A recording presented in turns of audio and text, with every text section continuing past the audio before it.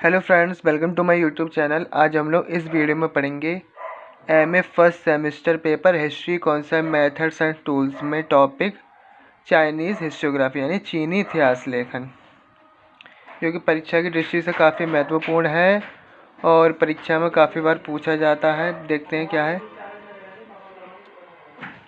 इतिहास की प्रमुख विषय वस्तु मानवीय कार्य व्यापार है, परंतु चीनी इतिहास लेखन का परंपरा में मानव की तुलना में समाज का अध्ययन अधिक आवश्यक माना गया है। चीनी चिंतन परंपरा में वही ज्ञान श्रेष्ठ है जिसकी व्यावहारिक उपादेयता सिद्ध हो सके। चीन के प्राचीनतम धार्मिक संप्रदाय के प्रवर्तक कन्फ्यूशियस के मतानुसार जानने की सार्थकता तभी सिद्ध हो सकती है जबकि यह कर्म को किसी न किसी रूप में प्रभावित कर सके। चीनी परंपरा में सामाजिक नियम का आधार प्राचीन परंपराओं तथा अतीतकालिक दृष्टांतों को स्वीकार किया गया है। चीनी चिंतन में ज्ञान का अर्थ है अतीतकालीन दृष्टांतों का ज्ञान। चीन में प्रारंभ से ही निरंतर दरबारी इतिहासकारों द्वारा इतिहास लेखन की अनवरत परंपरा रही है। चीनी परंपरा के अनुसार एक सामाजिक प्राणी होने के नाते मानव का परम कर्तव्य है कि वह सामाजिक नियमों का पालन करे, वह सामाजिक परंपराओं में आस्था रखे। जन्म से लेकर मृत्यु तक की विभिन्न अवस्थाओं में एक मानव के समाज के प्रति जो भिन्न भिन्न दायित्व होते हैं, समाज उससे उन सभी दायित्वों के निर्वहन की अपेक्षा करता है और इन्हीं सामाजिक दायित्वों का कुशल निर्वहन चीनी परंपरा में मानव की श्रेष्ठता का प्रतिमान भी माना गया है। यानी वो कह रहे हैं मानव के कार्यों को, मानव के जो किए गए कार्य हैं उसको इन्होंने ज़्यादा वो ना देकर सामाजिक अध्ययन पर ज़्यादा विशेष ध्यान दिया है। यदि समाज में रहने वाले सभी मनुष्य अपने सामाजिक दायित्वों के प्रति सचेत रहें तो समाज में शांति एवं व्यवस्था भी बनी रह सकती है। इसलिए वो समाज में मानव के कार्यों द्वारा जो समाज में भला हो सके उसके लिए ज़्यादा जोर दे रहे हैं कि किस प्रकार व्यक्ति अपने कार्यों द्वारा समाज का भला कर सकता है, समाज को आगे बढ़ा सकता है, समाज में नए नए तरीके अपना सकता है जिससे समाज आगे बढ़ सके। चीनी इतिहास लेखन की अवधारणा में अतीतकालीन ज्ञान, दृष्टांत एवं परंपराओं का विशेष महत्व दृष्टिगोचर होता है यानी दिखाई देता है। चूँकि परंपरा में सामाजिक नियमों का पालन मनुष्य का परम कर्तव्य माना गया है, अब प्रश्न उठता है कि इन सामाजिक नियमों का आधार क्या हो। इस प्रश्न के उत्तर में ने चीनी इतिहास की अवधारणा को दिशा दी और चीनियों ने प्राचीन परंपराओं एवं अतीतकालीन दृष्टांतों को ही सामाजिक नियमों का आधार बनाया। सामाजिक नियमों के प्रतिपादन में चीनियों ने किसी व्यक्ति विशेष की योग्यता पर निर्भर रहना उचित नहीं समझा। उन्होंने इस संबंध में अतीतकालिक समाज के अनुभवों से प्रेरणा लेना श्रेष्ठ समझा कि जो अतीत में जो हो सका है, समाज में घटित हो गया, उससे उन्होंने अनुभव लिया, उनसे अनुभवों से समझ प्राप्त की। सामाजिक नियमों के प्रतिपादन में उन्होंने अतीतकालिक समाज के व्यक्तियों के अनुभवों का सहारा लिया। उन्होंने देखा कि किस प्रकार अतीत के लोगों ने विभिन्न समस्याओं का सामना किया और उसमें वे कहाँ तक सफल एवं असफल रहे। उन्होंने किस प्रकार जीवन के विभिन्न पहलुओं का साक्षात्कार किया। इससे स्पष्ट है कि चीनी परंपरा में इतिहास से सबक लेने पर विशेष बल दिया गया था। चीनी परंपरा में इतिहास की विशिष्ट महत्व है।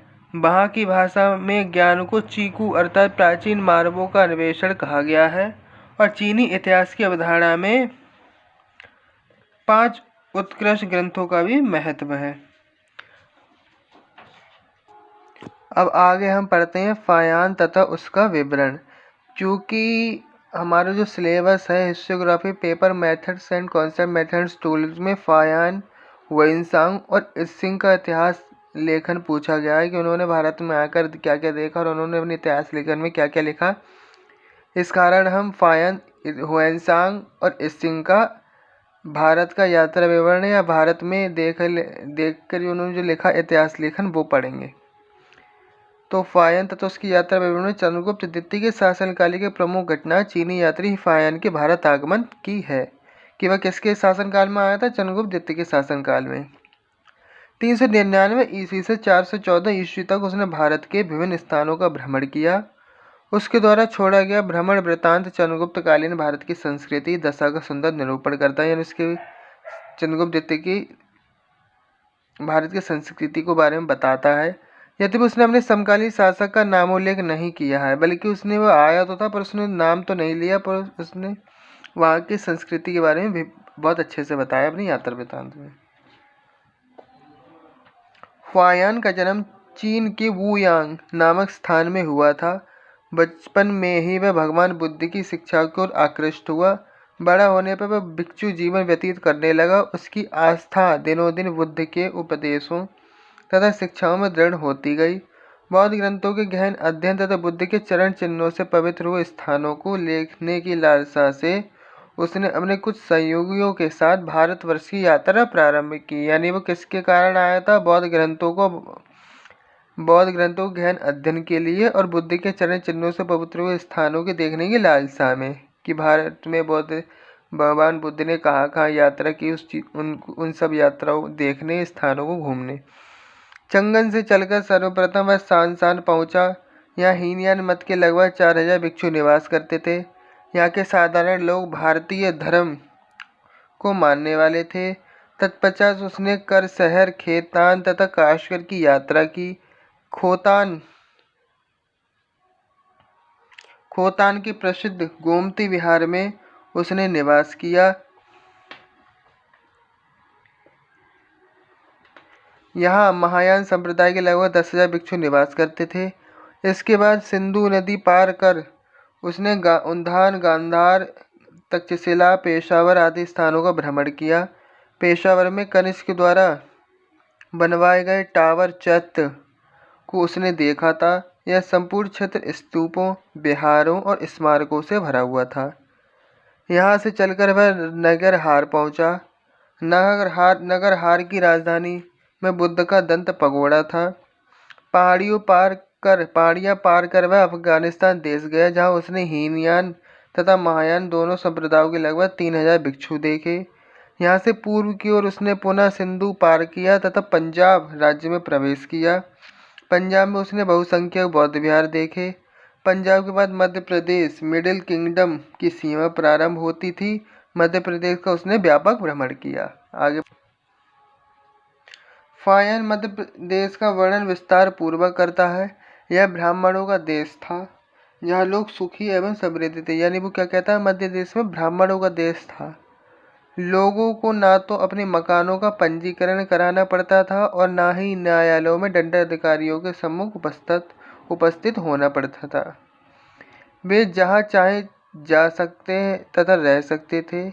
जो लोग सरकारी भूमि पर खेती करते थे, उन्हें उपज का एक भाग राजा को देना पड़ता था। दंड विधान मृदु थे। यानी दंड विधान मृदु मतलब जो न्याय के समय जो दंड दिया जाता था वो ज़्यादा कठोर नहीं थे।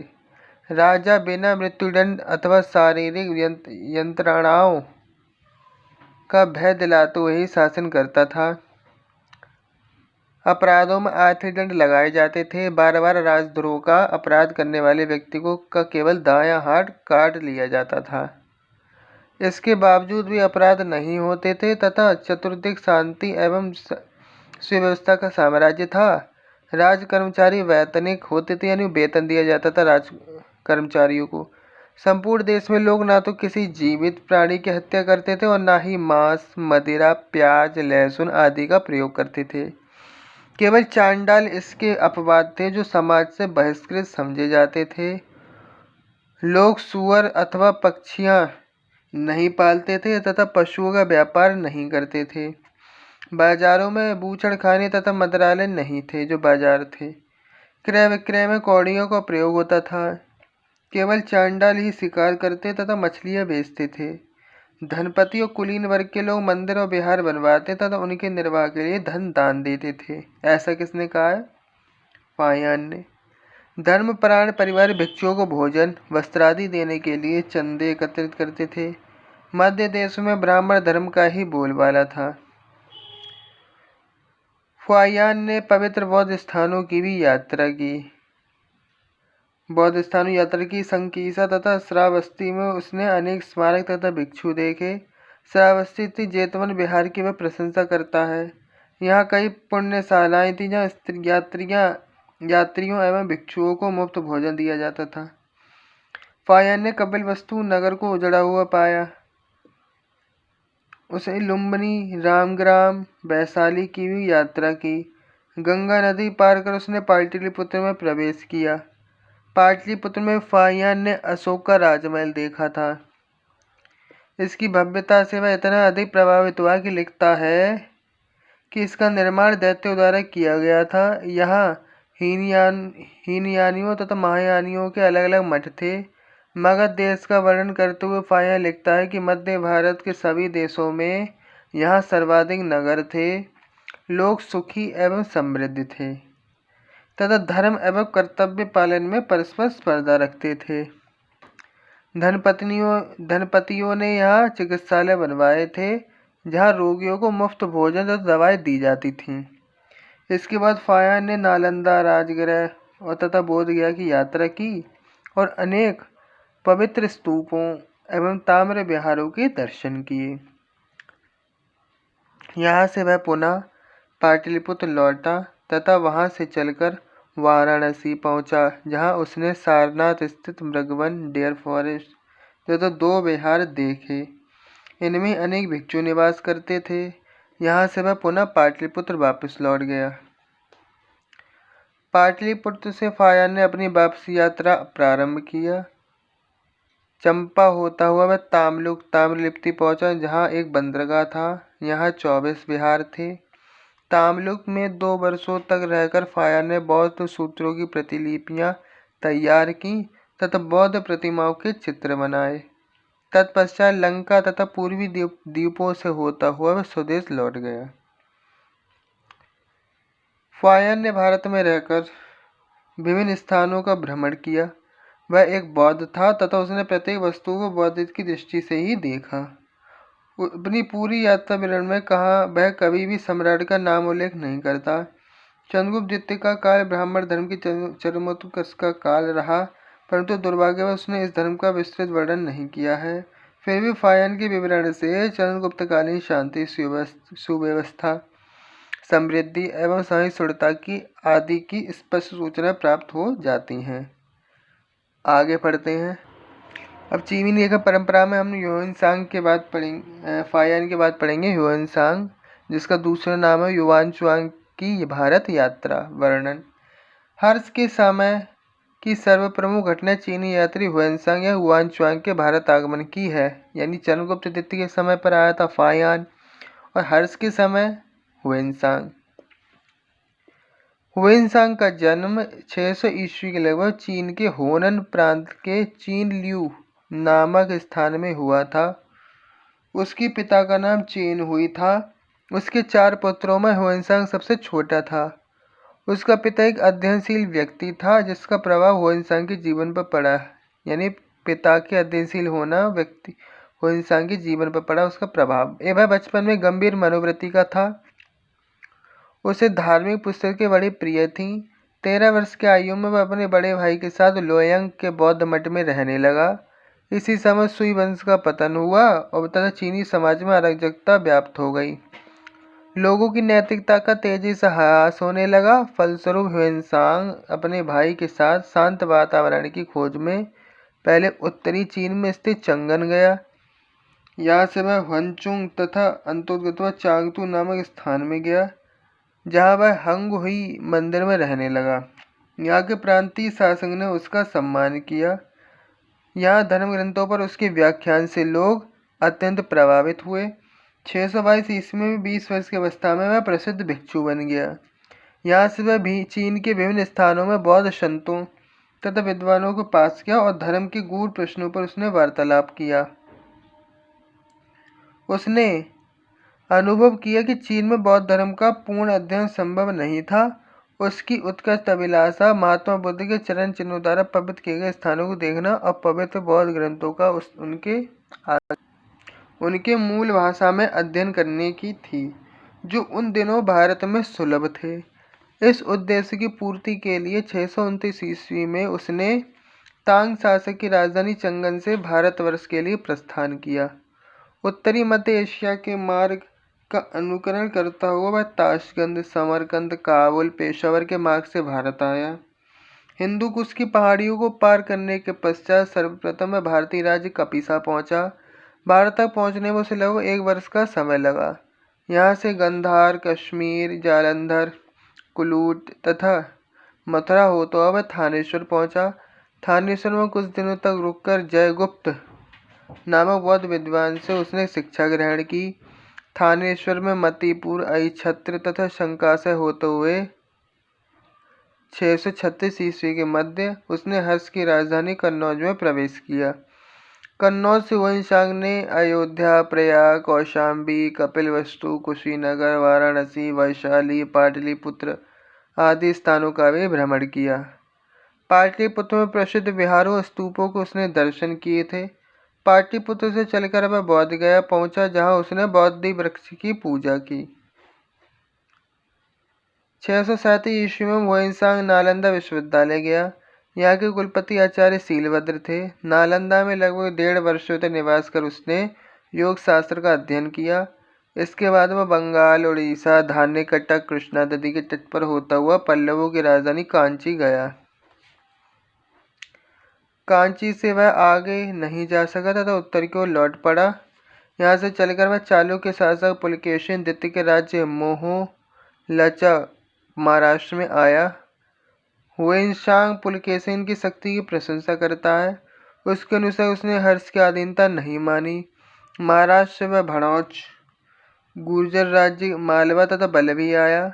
बल्लभी के शासक ध्रुवसेन को वह हर्ष का दामाद कहता है। तत्पश्चात आनंदपुर, सुराष्ट्र, महेश्वरपुर आदि नगरों से होकर वह सिंध पहुंचा। वह लिखता है कि सिंध देश का राजा शूद्र था तथा बौद्ध धर्म उसकी आस्था थी। सिंधु देश के बाद हुएनसांग मूल स्थानपुर पहुंचा, जहां उसने प्रसिद्ध सूर्य मंदिर की देखे। अपनी यात्रा के दूसरे दौर में हुएनसांग पुनः नालंदा आया, जहां उसने व्याख्यान दिए। अब उसकी ख्याति चारों ओर फैल गई थी।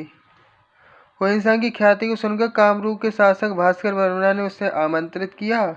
कामरूप जाते हुए उसने हर्ष को बंगाल के कजंगल नामक स्थान में सैनिक शिविर डालकर पड़ा हुआ देखा। कामरूप में उसका खूब अतिथि सत्कार हुआ। वहां से हर्ष के आग्रह पर वह पुनः उसकी राजधानी वापस लौट आया। हुएनसांग ने कन्नौज की धर्मसभा का प्रयाग के छठे महामोक्ष परिषद में भाग लिया। इन दोनों समारोह का उसने अत्यंत रोचक वर्णन किया है। प्रयाग में ही उसने हर्ष से विदाई ली। वापसी में भी उसने मध्य एशिया के ही मार्ग का अनुसरण किया। प्रयाग से चलकर वह जालंधर पहुंचा, जहां करीब 1 माह तक रहा। यहाँ से नए रक्षक दल के साथ नमक के पहाड़ी दर्रे तथा सिंध नदी को कठिनाई से पार करता हुआ पामीर तथा खोतान के मार्ग से होता हुआ 665 ईस्वी तक विभिन्न बौद्ध ग्रंथों के चीनी भाषा के अनुवाद में व्यस्त रहा। इसके 4 वर्षों बाद 665 ईस्वी के लगभग हुएनसांग की मृत्यु हो गई। हुएनसांग ने अपनी यात्रा विवरण के ऊपर एक ग्रंथ लिखा, जिसे सियोकी कहा जाता है। उसके एक सहयोगी ही ली ने हुएनसांग की जीवनी नामे एक ग्रंथ की रचना की है।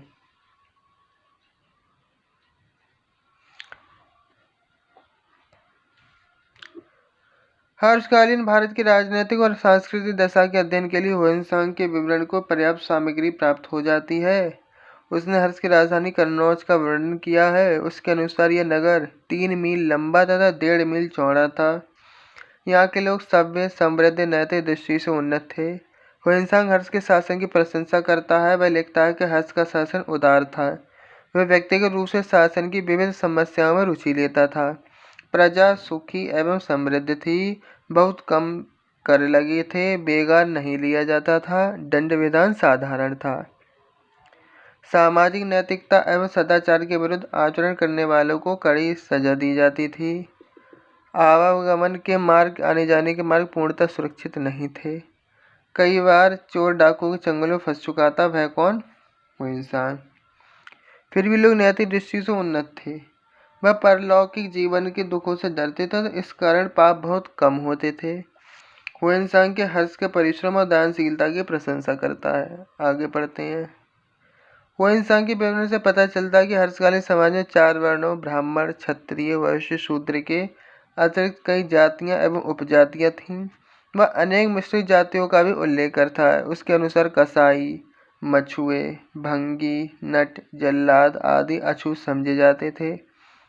वे गांवों और नगरों के बाहर निवास करते थे। उनके मकानों पर पहचान चिन्ह लगे हुए थे। विभिन्न वर्णों तथा जातियों का अंतर बढ़ता जा रहा था और हुएनसांग ब्राह्मणों की प्रशंसा करता है तथा उन्हें सर्वाधिक पवित्र और सम्मानित जाति बताता है। हुएनसांग ने क्षत्रियों की वीरता की प्रशंसा की है तथा उन्हें राजाओं की जाति कहा है। वैश्यों के हाथ में देश की अर्थशक्ति थी। हर्ष एवं वैश्य फीसे जाति का था। हर्ष स्वयं वैश्य जाति का था, ऐसा कौन कह रहा है? हुएनसांग।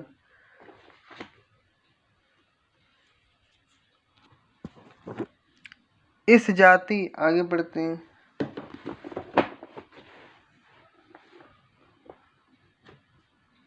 इस जाति के लोग औषधालय एवं विश्रामगृहों के निर्माण में धन दान करते थे।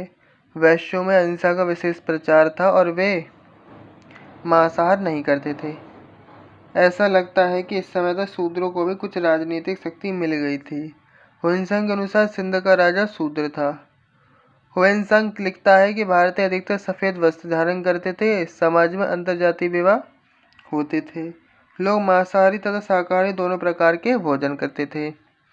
हुएनसांग के विवरण से ज्ञात होता है कि तत्कालीन समाज में अनेक धर्म और संप्रदाय प्रचलित थे। शिव, सूर्य, विष्णु, दुर्गा आदि देवी देवताओं को उपासना का व्यापक प्रचलन था। वह हमें बताता है कि गंगा जल को लोग पुण्य जल समझते थे।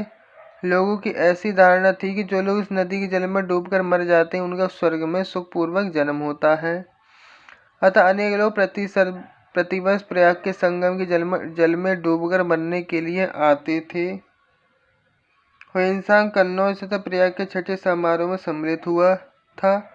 कन्नौज की धर्मसभा का तो वह अध्यक्ष था, जिसका उद्देश्य महायान बौद्ध धर्म के सिद्धांतों को प्रचार करना था। प्रयाग समारोह में हर्ष की उदारता और दानशीलता का वह उच्च शब्दों में वर्णन करता है। हुएनसांग ने नालंदा विश्वविद्यालय में रहकर शिक्षा प्राप्त की थी।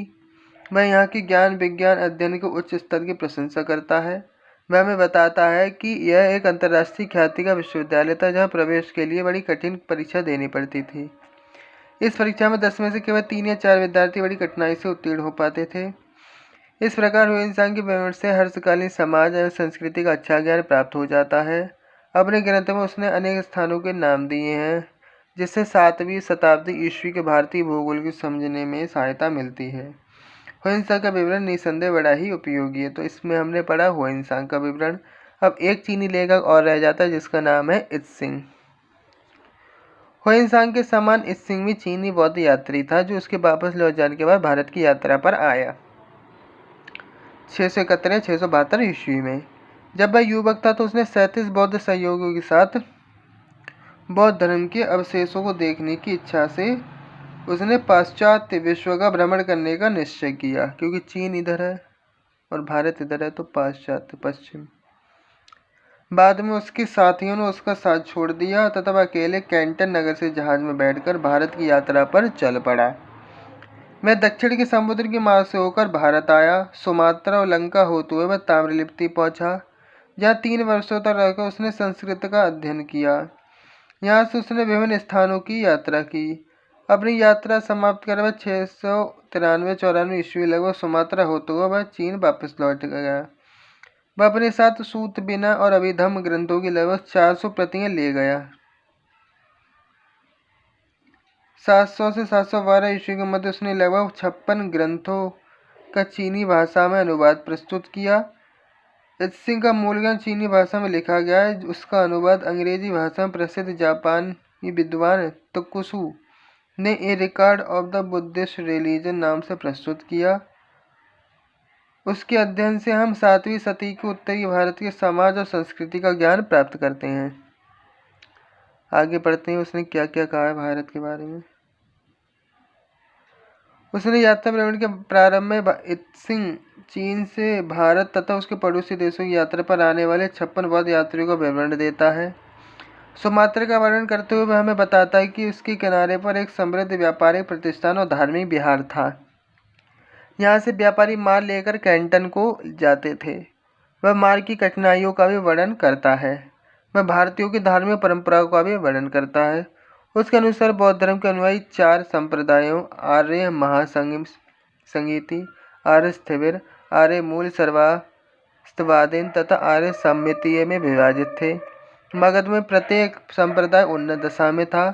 नालंदा का वर्णन करते हुए सिंह लिखता है कि इसके पूर्व की ओर 40 स्टेज पर गंगा नदी के किनारे श्रीगुप्त नामक राजा द्वारा चीनी यात्रियों के लिए बनवाया गया मंदिर स्थित था।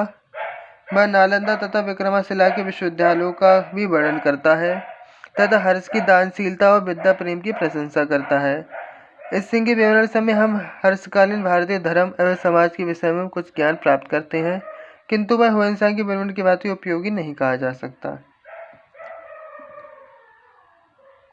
तो आज की वीडियो हम लोग यहीं समाप्त करते हैं। आज की वीडियो में हम लोगों ने पढ़ा चीनी इतिहास लेखन परंपरा में फायान, सिंह और हुएनसांग का भारत संबंधी यात्रा विवरण। चैनल को सब्सक्राइब, वीडियो को लाइक करें। जिस किसी को इस वीडियो की आवश्यकता हो इसकी लिंक शेयर करें। और इस पेपर से संबंधित हमने अन्य वीडियो इसकी प्लेलिस्ट में, अपने चैनल की प्लेलिस्ट में जाकर आप देख सकते हैं, डाल रखे हैं। धन्यवाद।